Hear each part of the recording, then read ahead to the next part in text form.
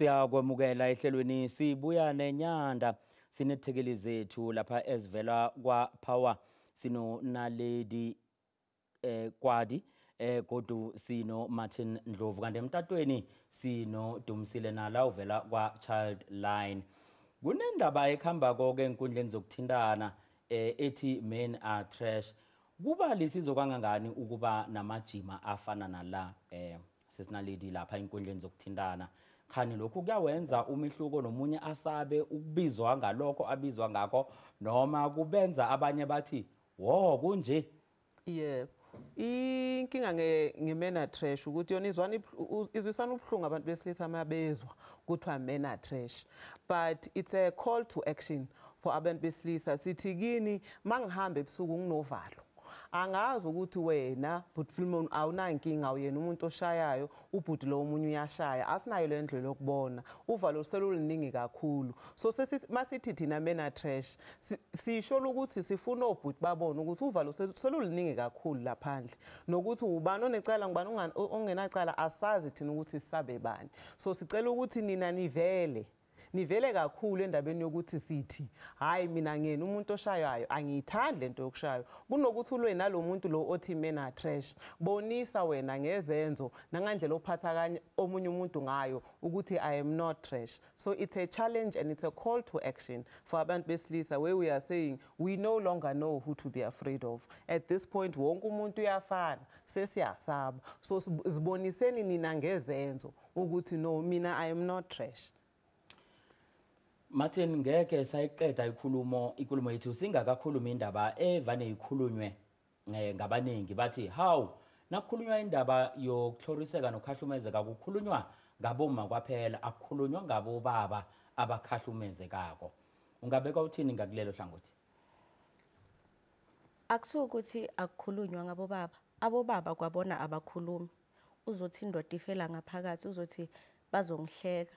Kodwa uyazi ukuthi uma ufikile police station your reporter ubaba if uyahlekwa there is a reporting system where you can report the charge officer ekuhlekile, so bona bayayekela. And then at the end of the day thina masenza ama campaign wethu and wanting to raise awareness and change it to more accountability for them, to say to them that lento eniyenzayo ayisekho right. Thiwa all the time izinto ezivezwa ngaphambili ukuhlukunyezwa kwabomama nabantwana, kodwa abantu besilisa bosonke gender justice or men's forum mabayenza ama-awareness campaigns wabo abavela bobaba still.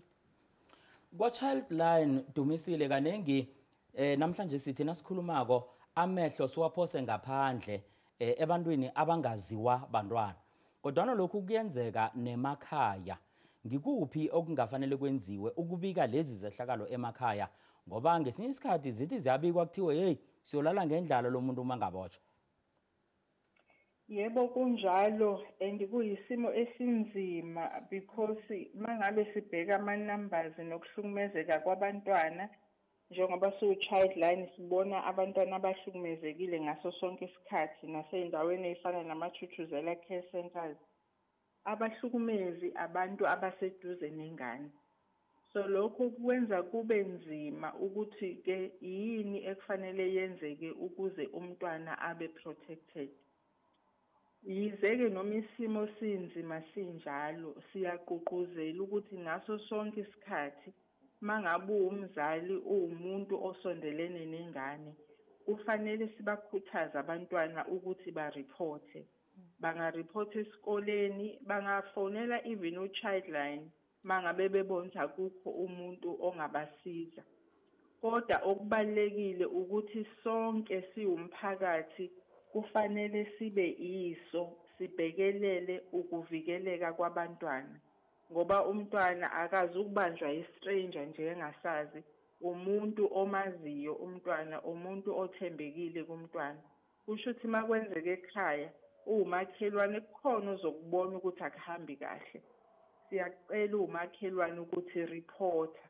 Mangabe ihamba emgwaqweni ingane ihamba nomuntu ungaboni ukuthi kwenzakalani, reporter, ngoba iyona ndlela loyo mntwana azokwazi ukuthi athole protection. Even nasey'koleni iy'ngane ayiphephile, so sonke siwumphakathi kufanele sisukume ngaso sonke isikhathi ukuze sivikeleke abantwana bethu. Ngikubone uvuma naledi unomfakela kule nkulumo. Yebo baba, kubalekile ukuthi noma isimo sesinji sinzima sihambe siye kuma police station sichaze ngoba nabantu besifazane kufana nezingane la kunzima khona ukuphuma kwisimo la uphathwe kabi khona ngoba awuzazi ukuthi ngizodlani ngiyohlalaphi ingane zondlwa ubani kanti sometimes a lot of times lezi zinto esizisabayo thina okwamanje kukhona indlela ozodlula kuyona uzoqala uvuleke icase yebo kuzoba buhlungu okuniki ngeke kube nawo kodwa sometimes kungcono ukuthi uqale phansi kunokuthi usale kulesimo lesi esikubulalayo. Bakwethu sithokoze khulu ufika kwenu ehlelweni Martin Dlovu siyathokoza nokwesikhanyisela embonweni osiphewana. Thokoza mina ba. Sithokozile naledi kwadi lapha kwaPower. Siyathokoza. Nalapha emtatweni siyakuthokoza Dumisile nalo kwa Childline. Ake usikhumbuze godu ithini inomboro abantwana bangayithinda nababelethi nabafuna isizo. Yabonga kakhulu inamba yaka Childline ithi 116 i-free 24/7 116. Sithokoza khulu isikhathi osiboleke sona. Mbukeli sithokoze khulu kwamambala. Mziwa kwethu sifike ekupheleni kwehlelo lethu lanamhlanje Sibuya Nenyanda. Akube njalo ke nangeveke zako ngesikhathi esifanayo.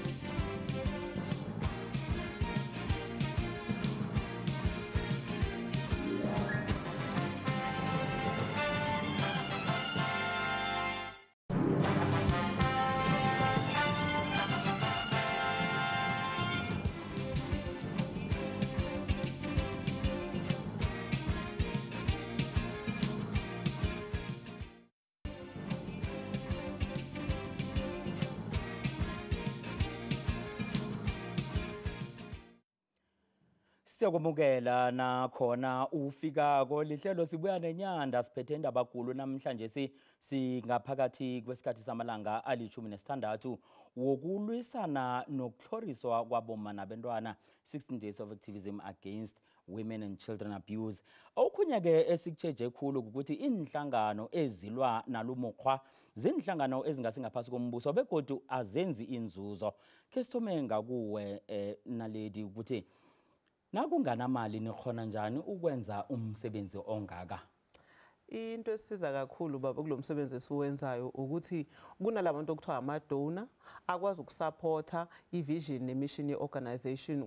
Kunabantu abasizanayo abazofika bathi mina nginemayini angizwani nodlame la ngihlala khona ngiyawuthanda umsebenzi wenu ngicela ukunixhasa ngemali ethize thizeni nikwazi ukuqhubeka ngomsebenzi. So we rely on lot on funders and on donations. Enye imisebenzi uyazinikela wena usho ukuthi ngizoyenza advocacy. Bakhona abantu laphandle abavolontierayo umuntu either wa retire noma so ubonile ukuthi lo msebenzi lo ukhuluma naye awenze lo msebenzi engakhokhelwa kodwa lo wona umsebenzi owudingayo imali owudingayo nesupport eningi futhi. Ungakufakazela lokhu Mandlovu ukuthi nomphakathi ngaphandle kwengikhampani ezikulu nomphakathi ube nesandla mhlambe osifakako ekusekeleni ukuthi umsebenzi lo uragele phambili? Ngingakufakazela ngoba akusiyi power noma i-Childline kuphela ekhona sonke la siphuma khona ama-organization amancane so konke la sikhona singagcugcuzela ukuthi ama-store owners ama-company owners whether kuyistolo a supermarket badonate lokho okuncane abanakho. Udonation ayisho ukuthi ukhipha imali ungapha ngesikhathi sakho noma uphisane ngezinto mhlambe wena oyidayisayo ubonayo ukuthi zizosiza kuleyo organization leyo. Ake sihlole ngakwa Childline ukuthi ngakibo ubujamo bunjani. Dumile ngombana okhunye okuvane kuvele ukuthi solo kwadlula iCovid amakhampani amaningi alila ngokuthi ayikho imali ukusiza emisebenzini efana nale. Nibona kulula noma kunzima kangangani ukuthola imali ezonisekela ukwenza umsebenzi wenu? Yebo kuyiqiniso impela iCovid isilimaze sonke including nathi siyama NGOs. So siyaye sibone noma sibheka imali esitholayo ukuthi azisafani nasekuqaleni. So ngaphezulu kokuthi sibheke kuyinkampani negovernment, nathi siyama organizations siyazama ukwenza lokhu okuthiwa i-fundraising okanye i-self or income generating projects. Lapho sizama nathi ukuthi sisebenzise ama-skills esinawo ukuze sithole imali. For example, siyaye senze i-training bese labo sibatrainayo bakwazi ukuthi basikhokhele imali. Mabesikhokhela leyo mali siphinde siyifake ukwenza umsebenzi we-organization. Nanokuthi okunye okusizayo njengoba beshiloza kwethu, sometimes akuyona imali nje kuphela esizayo, kodwa abantu abanama-skills esiwadingayo abakwazi ukuthi basinikeze lawo ma-skills or i-knowledge yabo for free. Iyasiza-ke nakho lokhu ukuthi siqhubeke nomsebenzi. Ake ngiveze lokhu esikuzwe zolo lokhu lapha eForceman eMalahleni ngesifundeni seMpumalanga kuvela indaba yokuthi abantwana abancane abangangeminyaka eli-7 bathathwa ekudlaleni lapha abadlala khona bayokatwa bagagadlelwa babuyiswe. Lokhu ke kuyazwakala ke ukuthi kwenziwa abantu ukuthi abakhona lapha emphakathini. Ipower nizizwa zinjani lezi ndaba njengomana sekuzokuvalwa nenkolo khulukhulu lapha ngokuphepha kwabantwana nalithi? Ukuphepha kwabantwana baba into ebaluleke kakhulu ngoba leyo ngane izokhula ibe umuntu emphakathini esothemba ukuthi thina one day is going to be a leader, a president. So kumele siqale ngokuthi kuvikeleke izingane, and ukuvikelwa kweingane umsebenzi wethu thina abantu abadala. Kumele sibe active according to legislation esho ukuthi makunengane encane ngaphambi kwami kunento elungile eyenzakalayo, akumelanga mina kuqala ngivume noma mina ngingeyena umzali.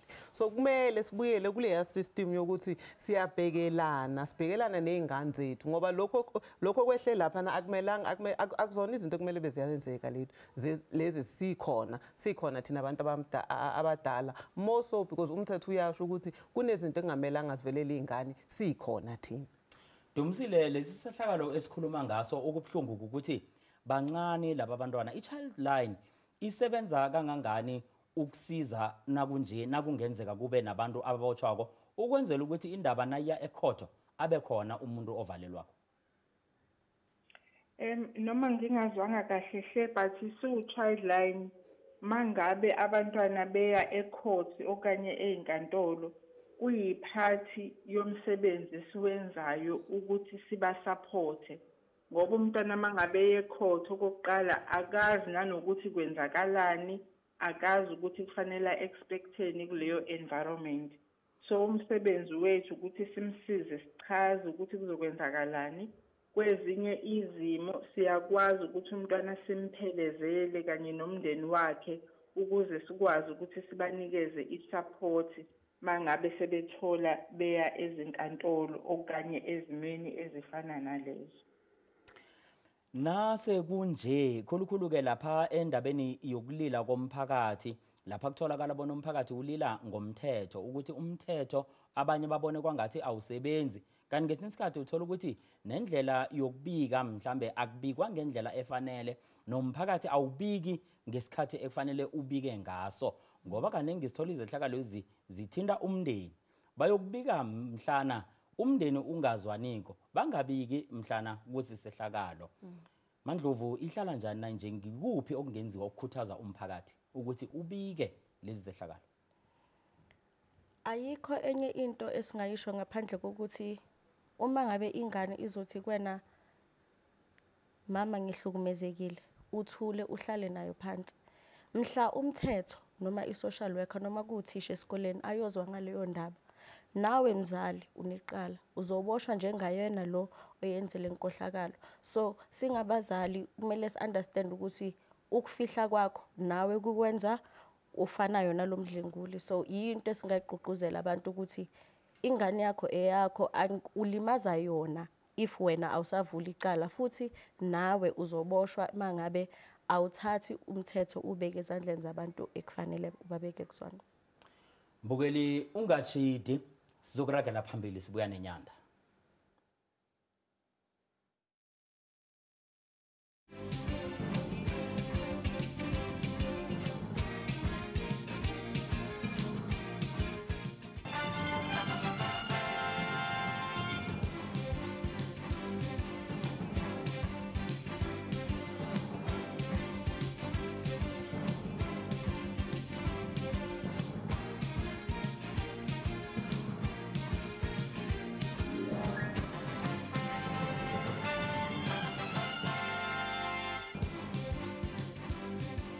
Izehlakalo zokuhlukumezana ngokobulili sezivame ukuba injwayelo elizweni lekhethu. Kanti lokho kusithombe esimbi esihlathulula abantu bengubo ngenarheni le. Sekwababulula bona umuntu wengubo azizwe angakaphephi lokho nakasendaweni nabantu bembaji angabaziko nabaziko. Ukwanda kwezehlakalo ezikwenze bona inkundleni zokuthintana kube ne-hashtag ethi #menatrash.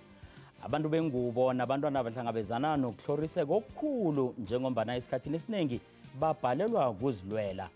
Lotshani mziwa kwethu ngingubranko Nkambulo wakomloyisani kwaBhorholo. Sibuya Nenyanda.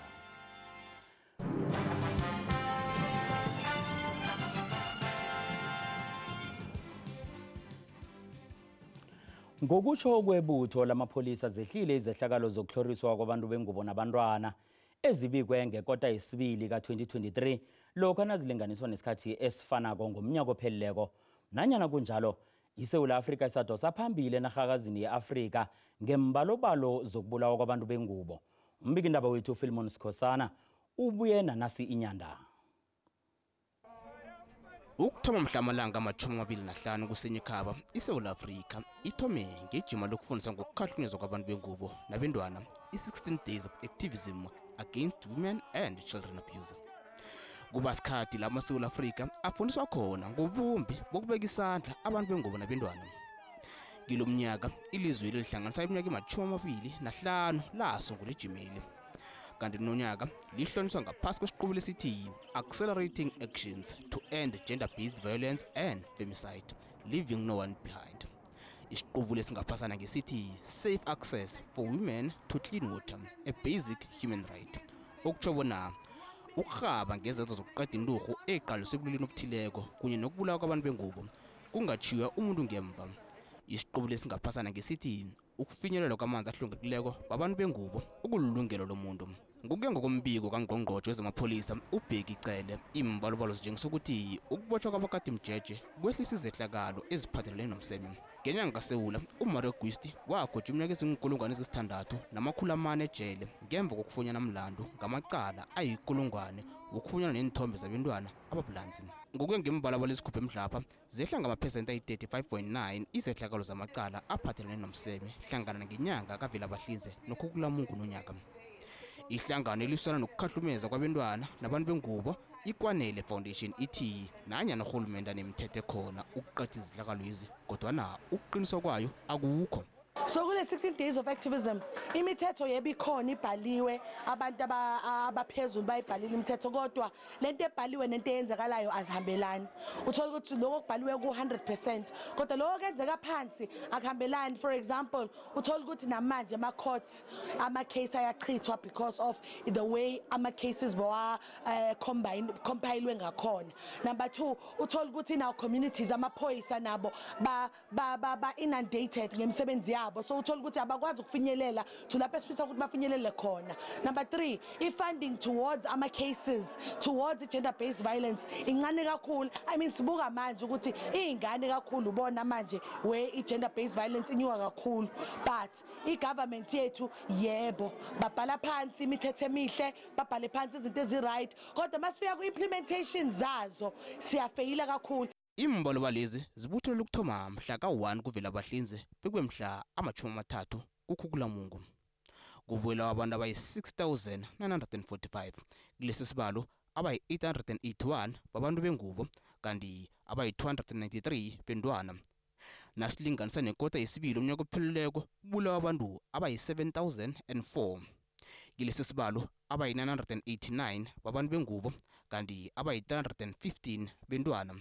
Ekotini yesibili anonyaka kukatwa abantu abayi-10,516. Nasilinganisa nekota yesibili yomnyaka opheleleko okade abantu abayi-10,590. Ungqongqotjhe wezamapholisa uveze nokuthi ukubhaja kwenhlahlubo zokufanisa ifuzo ebekubhajwe ngesibalo esiyi-240,000 eminyakeni emibili edlulileko sekuphelile. Amapholisa bekabhalelwa kuletha ubufakazi obuphathekako ekhotho obuveza kobana mbala uSigede nguye ogade umuntu othileko. Ihlangano iKwanele Foundation ithi angingakhohlwa abantwana nabantu abakhubazekileko njengobana babongazimba abakhulu ukukhahlunyezwa.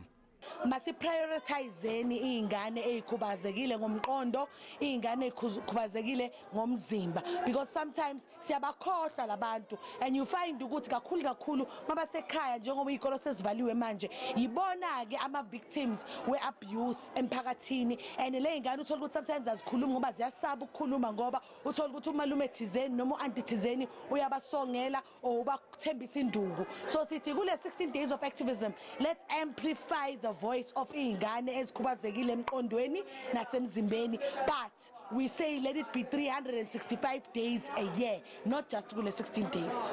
Indlovukazi yamaNdebele uSikhuthadi Mabhena naye ujamile ngelithi akuvikelwa abantwana. I plead with other royal leaders. The queens, please get out of your castles, get out of your homes and start working very hard for your people. Let us stick together. Let us hold hands to ensure that our future ayichabalali, ayipheli, because these children are going through hardships. Kwezinye imbalobalo macala i-13,701 wokusahlelwa kwabantu bengubo ngehloso yokubalimaza abikwe umnyaka ophelileko, ngekota yesibili kwathi nonyaka abayi-14,401. Umnyaka ophelileko kubikwa amacala ayi-13,283 wokuhlorisa ngokomseme, kwabika ayi-1,894 wokukhwatshalatsha. Umnyaka lo kubikwe ayi-13,090 wokuhlorisa ngokomseme, kwabikwa ayi-1,847 wokukhwatshalatsha. Khona lapha ehlelweni lethu endlini zethu zokurhatshela sinethekeli ezivela ehlanganweni iPower, sinoma uNaledi Gwadi noma uMartin Ndlovu, okuzithekeli zethu esizokhe sibambe nabo indaba lesizwe ukuthi ngikuphi okungaba zisombululo kilomraro orareje inarha yonke wokukhahlunyezwa kwabantu bengubo nabantwana. Ke sihlale phezu kwayo indaba sinamukele Naledi Gwadi, njani? Siyathokoza ukufika kwakho ehlelweni Sibuya Nenyanda.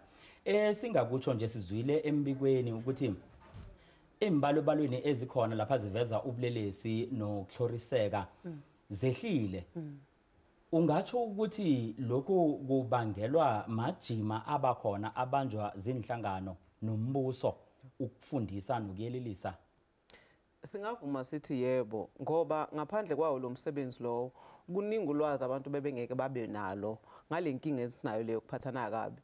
Okwesibili isiyabonisa ukuthi i-advocacy ne-community engagement is a very important component okwazisa abantu amalungelo abo ukuthi bafike baye kuzo inkantolo nama-police station bafike bachaze iy'nkinga zabo bathole usizo. So i-advocacy iyasiza and it contributes a lot to the reduced rates that we see.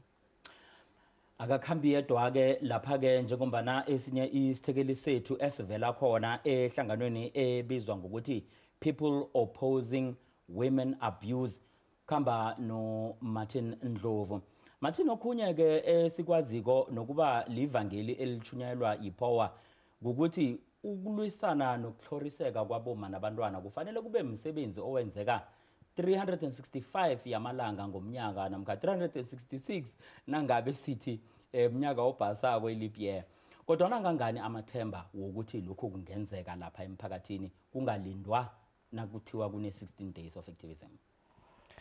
Ngiyathokoza. Esikhathini esiningi sicabanga ukuthi ma-organization ekumele asize ekuqedeni i-gender based violence mara kuthoma emakhaya. Umuntu nakazithopha yena athi mina ngingu-Martin nje ngizokuthoma ijima lokuthi ngiqede ukuhloriswa kwabomma nabantwana ekhaya, kuzokusiza kakhulu, akusimberego wethu sodwa.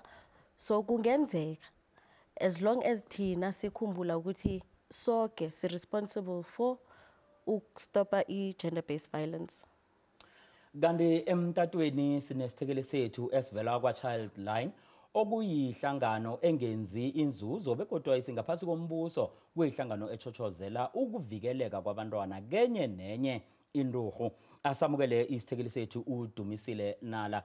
Dumisile, sakwamukela ehlelweni lethu Sibuya Nenyanda. Ngiyabonga and thank you for being on the program. Ake usihlathululele nje kafishazana ngokwenhloso ze-Childline ukuthi isho ukuthini, isebenza ukwenzani ezimeni ezifana nalezi.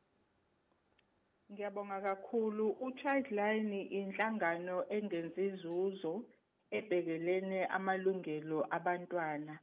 So esikwenzayo siwu-Childline sine number free EU116 lapho umntwana mangabe ehlukumezekile noma enenkinga angakwazi ukuthi asifonele noma ngabe isiphi isikhathi, noma umphakathi ubona ukuthi kukhona ingane ehlukumezekile okanye engaphathekile kahle, bayakwazi ukuthi basithinte bangazisho nanokuthi bawobani mangabe besaba, as long as bekwazi ukusichazela ukuthi ingane enenkinga ikuphi, singayithola kanjani, then siyakwazi ukuwathatha lawo ma-details. Ngaphezu kwalokho, njengoba ozakwethu sebeshilo, nathi-ke siyakhankasa emphakathini, siqwashise umphakathi about ama-rights abantwana nokuthi yini ekufanele yenzeke ukuthi abantwana bethu babe protected emphakathini. Kokhunye-ke okukhona-ke siyazi ukuthi ihlangano efana ne-Childline nayo iPowa zinhlangano ezingenzi izuzo. Sizoke sithi nasibuyako ke sitsheje ukuthi bakhona njani ukwenza umsebenzi wabo ngaphandle kwemali. Konke lokho kuzokuzwakala nasiragela phambili. Sibuya Nenyanda.